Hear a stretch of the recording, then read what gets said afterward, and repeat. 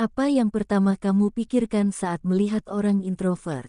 Tidak sedikit dari kita berpikir bahwa orang introvert adalah orang-orang yang pendiam, kaku, dingin, serta tidak memiliki inisiatif.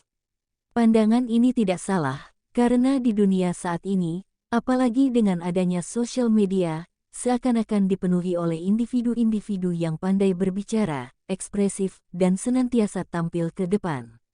Dan buku ini berhasil membuka mata kita bahwa hal itu semua tidak benar. Quiet, The Power of Introverts in a World That Can't Stop Talking, adalah sebuah buku karya Susan Cain, yang diterbitkan pada tahun 2012. Buku non-fiksi yang menggali dunia introvert, buku yang mengeksplorasi sifat introversi dan dampak norma budaya berorientasi ekstrovert pada introvert.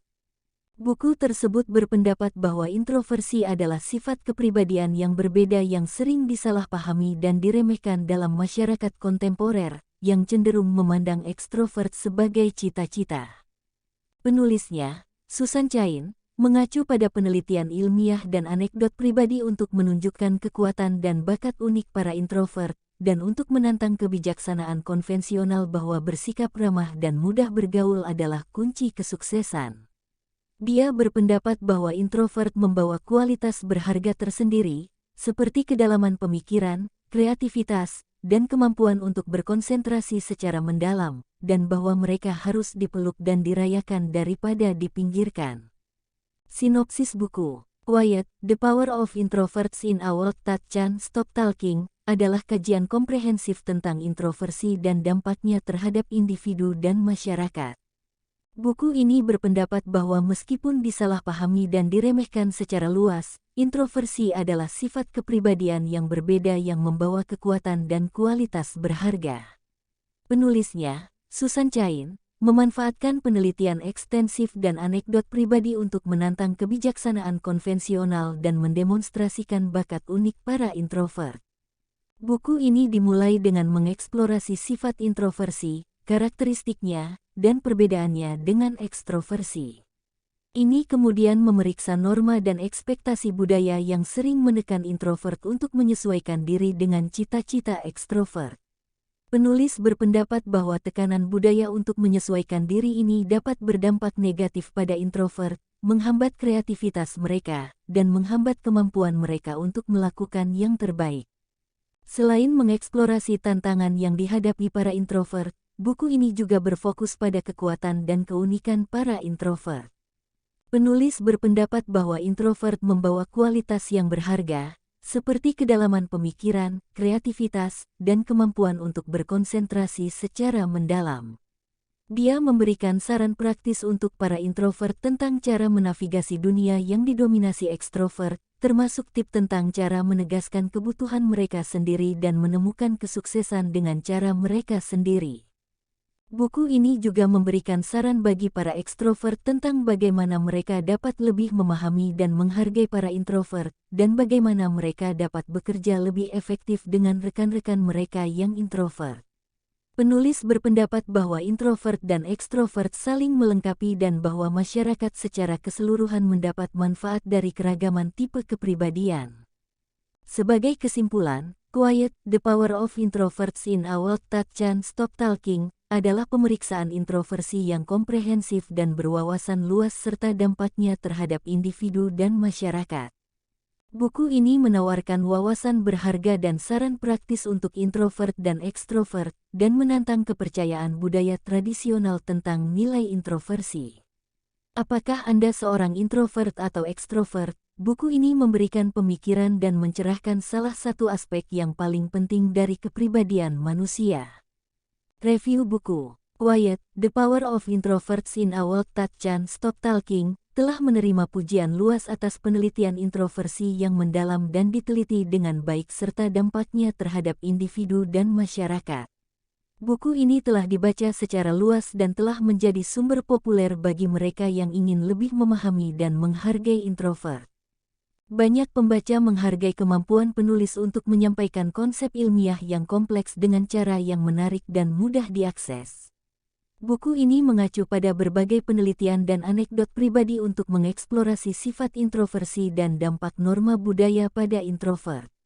Peninjau juga mencatat kemampuan penulis untuk menjelaskan pengalaman para introvert dengan cara yang empatik dan mencerahkan. Buku ini dipuji karena kemampuannya menantang kepercayaan budaya tradisional tentang introversi dan ekstroversi. Banyak pembaca menemukan argumen buku meyakinkan dan membuka mata, dan menghargai saran praktis yang ditawarkan untuk introvert tentang cara menavigasi dunia yang didominasi ekstrovert. Buku ini juga dipuji karena kemampuannya untuk membantu ekstrovert lebih memahami dan menghargai introvert, dan memberikan saran tentang bagaimana mereka dapat bekerja lebih efektif dengan rekan-rekan introvert mereka. Terlepas dari popularitasnya, buku ini juga mendapat kritik dari beberapa orang yang berpendapat bahwa buku itu terlalu menyederhanakan konsep introversi dan melukiskan gambaran ekstroversi yang terlalu negatif. Beberapa kritikus berpendapat bahwa buku tersebut memperkuat stereotip dan terlalu menyederhanakan sifat-sifat kepribadian yang kompleks dan bernuansa. Secara keseluruhan, Quiet: The Power of Introverts in a World That Can't Stop Talking dianggap sebagai sumber yang berharga bagi para introvert, serta siapapun yang ingin lebih memahami sifat introversi dan dampak norma budaya pada perilaku individu.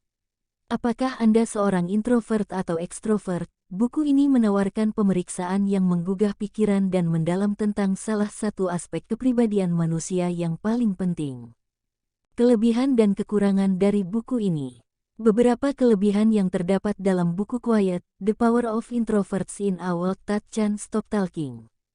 Yang pertama, buku ini ditulis dengan baik dan mudah dibaca, sedemikian rupa sehingga Anda tidak akan menyadari seberapa cepat Anda menutupi halaman karena tidak hanya menggambarkan pola perilaku dengan baik, tetapi juga mendukung pengamatannya dengan pengalaman pribadi, penelitian psikologis, pengamatan mendalam, dan nasihat yang masuk akal kepada orang tua, atasan, dan pasangan. Yang kedua, isi buku yang bagus untuk individu introvert yang bercita-cita menjadi pemimpin, dan untuk organisasi yang mencari pengetahuan tentang bagaimana menyediakan lingkungan yang kondusif di mana para pemimpin introvert bisa sukses. Yang ketiga, buku ini juga membahas hubungan introvert-ekstrovert, yang menjadikan buku ini berharga bagi ekstrovert yang memiliki hubungan dekat dengan introvert, termasuk orang penting, orang tua, anak-anak, dan teman dekat. Selain itu, ada juga kekurangan yang ditampilkan dalam buku ini. Yang pertama, meskipun buku ini memberikan wawasan berharga tentang pengalaman para introvert di masyarakat barat, buku ini mungkin tidak sepenuhnya menangkap pengalaman para introvert di budaya lain.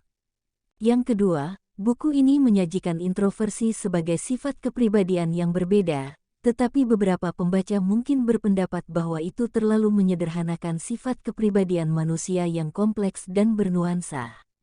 Ketiga, meskipun buku ini memberikan beberapa wawasan tentang dinamika antara introvert dan ekstrovert, buku ini mungkin tidak sepenuhnya mengeksplorasi seluk-beluk hubungan ini. Beberapa pembaca mungkin merasa bahwa buku tersebut tidak memberikan panduan yang cukup tentang bagaimana introvert dan ekstrovert dapat bekerja sama secara efektif. Dan terakhir, bagaimana dengan ambivert, orang yang setengah introvert dan setengah ekstrovert? Tidak disebutkan tentang mereka di dalam buku. Padahal kemungkinan ada banyak ambivert di luar sana. Secara keseluruhan buku ini patut menjadi buku yang direkomendasikan untuk dibaca. Demikian pembahasan kita kali ini. Sampai jumpa lagi di pembahasan buku-buku berikutnya. Terima kasih sudah menonton video ini.